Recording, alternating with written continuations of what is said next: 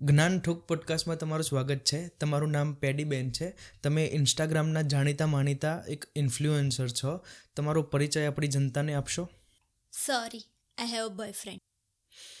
મેં ખાલી તમારો પરિચય પૂછ્યો છે. હારા લાજ શરમ વગરના કીધું તો ખરા મારો બોયફ્રેન્ડ છે. સારું, જવા દો. તમારું નામ પેડીબેન કોને પાડ્યું? You know I was Born in London. હું લંડનમાં જન્મી હતી. ત્યાં મારા બ્રિટિશ આંટીને પેડી નામ બહુ જ ગમતું હતું, એટલે મારું નામ પેડી છે. એક મિનિટ, તમારું આધાર કાર્ડ મારી જોડે છે જેમાં નામ તમારું પાદમતી દેવી છે અને જન્મ તમારો કાલુપુરમાં થયેલો છે. કટ કટ કટ ભૈયા, કટ કરી દેજો ને આટલું પ્લીઝ, કટ કરી દેજો ને ભાઈ. એક જ શરતે, તમારું નામ પાદમતી બેન કોને પાડ્યું એ કહો. કોઈને કહેતા નહીં હો, હું જન્મીને ત્યારે પાદી હતી. તમે હસો નહીં. હું હસતો. જુઓ, હજી તો હસે છે. હજી દેખાય છે મને ત્યાંથી.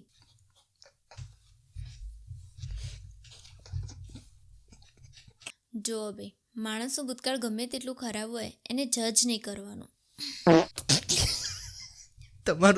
તમારું તો વર્તમાને ખરાબ છે. સોરી. તમને બીજો પ્રશ્ન પૂછું. તમને ખાવાનું શું ભાવે છે? ઓ માય ગોડ, મને પાણીપુરી બહુ જ ભાવે છે. પૂવી? અને પૂવી નહીં, પૂરી કહેવાય, પાણીપુરી. હા એ જ હવે પાણીપુરી. તમે મને હાઈફાઈ સમજો છો? અમે પણ રસ્તાની પાણીપુરી ખાધેલી છે. મારી ફ્રેન્ડ નાલિકા છે ને, એના પપ્પાને પાણીપુરીની લારી છે. નાલિકા? પેલા નાકે ઊભા રહે છે એ જ ને, નાલિકા? હા એ જ. અરે એ તો ગટરનું પાણી વાપરે છે પાણીમાં, એટલે તેમની છોકરીનું નામ નાલિકા પાડ્યું છે. એ બધા લોકોએ પાડ્યું. હે ભાઈ, મને ઉપકા આવે છે. અરે ટોપિક ચેન્જ કરું એટલે નહીં આવે. તમે કપડાં સારા પહેરે છે, ક્યાંથી લાયા? એમાં એવું છે ને શેમાં કેવું છે? એમાં એવું છે ને કે મને શોપિંગ કરવાનો બહુ જ શોખ છે. હું બહુ જ હાઈફાઈ જગ્યાએથી કપડાં લઉં છું ને એ જગ્યાનું નામ કોઈને જ નથી કહેતી, કેમ કે ત્યાં તમારા જેવાને તો એન્ટર થવા જ ના દે. હા, પણ કહો તો ખરી જગ્યાનું નામ. બહુ વીઆઈપી લોકોનું શોપ છે. એ શોપનું નામ છે રેડ ડોર. Red door? લાલ દરવાજા? હા, લાલ દરવાજા. એને હું રેડ ડોર કહું છું. અરે યાર, અને કોને શોમાં બોલાવ્યો યાર?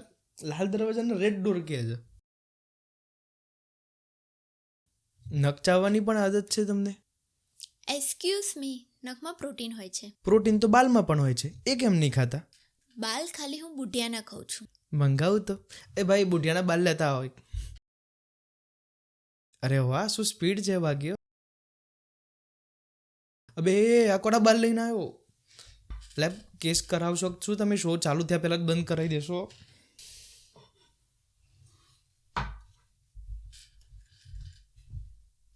મારા હારા જે કહું છું એ લઈને આવી જોઈએ છે. કોઈ ડોશીના તો લઈને નતા આવ્યા ને લે. મને તો જરા કંઈ નથી ગમતું. When a guy comes to talk to me and like right here.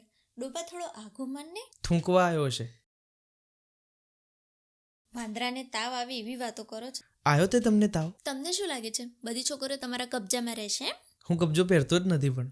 અરે ડોબા, બધી છોકરીઓ તમારા ગુલામ રહેશે એમ લાગે છે તમને?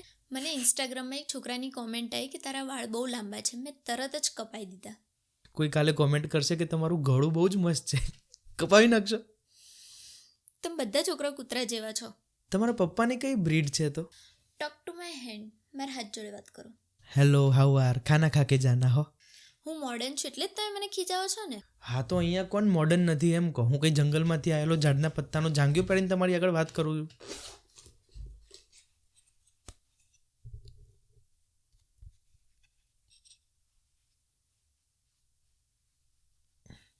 તમે મેકઅપ કેમ કરો છો? કેમ કે હું સુંદર લાગુ છું એટલે. જરાય નહીં. કોઈ છોકરી કે છોકરો હોય એ વગર મેકઅપે જે સાદગી અને જે સહજતાથી જીવે છે એને સુંદરતા કહેવાય. આ મેકઅપનો લપેડો ને એ બધું કર્યું હોય એને થોડી સુંદરતા કહેવાય. હવે તમે મને કહેશો કે સુંદરતા કોને કહેવાય એમ? બરાબર આ જ વસ્તુ મેકઅપનું જે બજાર છે ને એને જઈને પૂછો કે તમે બધા કહો છો કે આ બધું લપેડો કરવાથી હું સુંદર લાગીશ, તો કઈ રીતે મને સમજાવો, કેમ કે આ બધી વસ્તુ તો મને ઉપરથી ગુલામ બનાવી રહી છે. કઈ રીતે? તમે શાંતિથી તમારું જીવન જીવતા હતા, અચાનક કોઈ કે આવીને કીધું કે આ લિપસ્ટિક છે અને તમે હોઠ ઉપર લગાવશો ને તો તમે સુંદર લાગશો. તમે તો કહો ચાલો સુંદર લાગીશ, હું લગાવું. લગાવીને કે ઓહો વાહ, હું કેવી સુંદર લાગું છું. આ વસ્તુ કોણે કીધી તમને કે તમે સુંદર લગાવો છો લિપસ્ટિક લગાવીને? લિપસ્ટિક વેચવાવાળાએ. લિપસ્ટિક બનાવવાવાળાએ.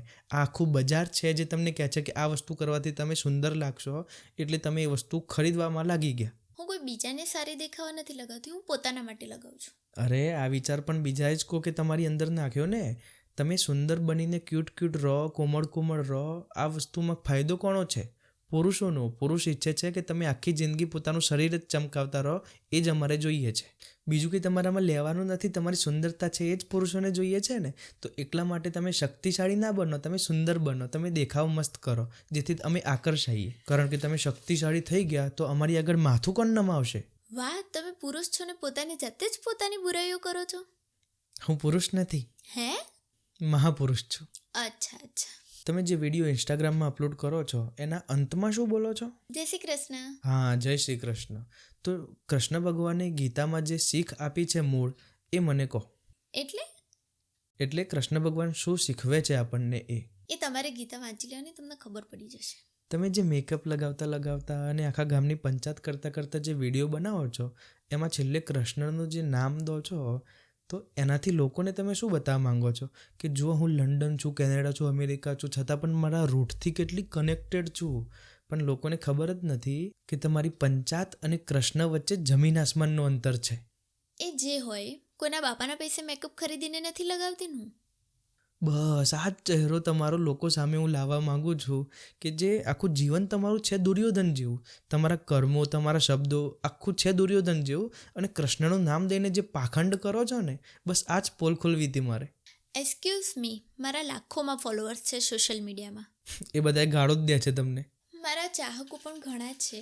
100 જણા ગાળો આપે, એમાં 10 જણા તો તમને વાહી કહીને ચડાવે જ ને ચણાના ઝાડ ઉપર. અને એ તમારી જે મંદબુદ્ધિ જ છે. હું એ 100 જણની નેગેટિવિટી લેતી જ નથી. અરે તમે પોતે જ નેગેટિવિટી છો ને. તમે પણ કંઈ દૂધના ધોયેલા નથી. એટલે જ તો અમે જે દૂધનું ધોયેલું હોવાના નાટકો કરે છે એને પકડી શકીએ છીએ અમે. એક વાત કહો, દરેકના મોઢે મા બેનની જ ગાળો કેમ હોય છે? આજ સુધી મેં કદી પુરુષની ગાળો તો સાંભળી જ નથી. દર વખતે સ્ત્રીની જ હોય છે. એવું નથી હોતું, પુરુષની પણ હોય છે. એવું? એક ગાળ એવી મને બતાવો કે જે પુરુષ ઉપર હોય. ક્યુ નિકલ ગઈ હવા? એક મિનિટ. તારા કાકાની ટાલ જો, આ પુરુષની ગાળ છે ને. વાહ, તમે પુરુષોની ગાળમાં કાકાની ટાલ અને સ્ત્રીઓની ગાળમાં સ્ત્રીઓના ગુપ્ત અંગોની વાત કરો છો. એવું કેમનું? હા, આ વાત તો હું પણ એક્સેપ્ટ કરું છું. એનાથી સાબિત થાય છે કે તમે પુરુષો બહુ જ કામવાસનાથી ભરેલા છો. કોઈને મા બેનની ગાળો સહન નથી થતી, પણ એ ભલે આખા ગામને આપતો હોય. હા, બીજાની માને ગાળો અપાવવાળો માણસ શું પોતાની માને ઇજ્જત કરતો હશે? પણ એને ગુસ્સો તો આવે છે ને જ્યારે એને કોઈ માની ગાળો દે, તો આ શું એને માને ઇજ્જત કરતો ના કહેવાય? આ અહંકાર થયો કહેવાય. કઈ રીતે? જેને ગાળ પડે છે એને એમ અહંકાર હોય છે કે મારી માને ગાળો કેમ બોલ્યા. એ અહંકાર છે એનો. પણ એમાં ખોટું શું છે? ખોટું એ છે કે એ માણસ આખી દુનિયાને માની ગાળો આપે છે, તો એ માણસ માને તો પ્રેમ નથી કરતો. એને કોઈ માની ગાળો ના આપવી જોવી જોઈએ. આ એનો અહંકાર છે. 100% સાચી વાત છે. હું ક્યારનો પુરુષની ગાળ વિચારું છું, પણ એક ગાળ મગજમાં નથી આવતી. ઉપરથી સ્ત્રીઓના ઉપર તો 17 ગાળો લખી આપું. આ શું કરો છો? જમ્સ હોય ને હાથમાં, એ કલાકે સાફ કરતા રહેવું પડે.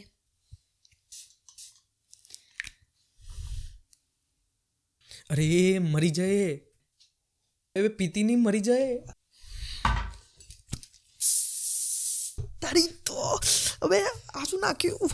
અરે સોરી, આ તો સાંધાના દુખાવાનો છે. સોરી. ગઈ મારી આંખો ગઈ.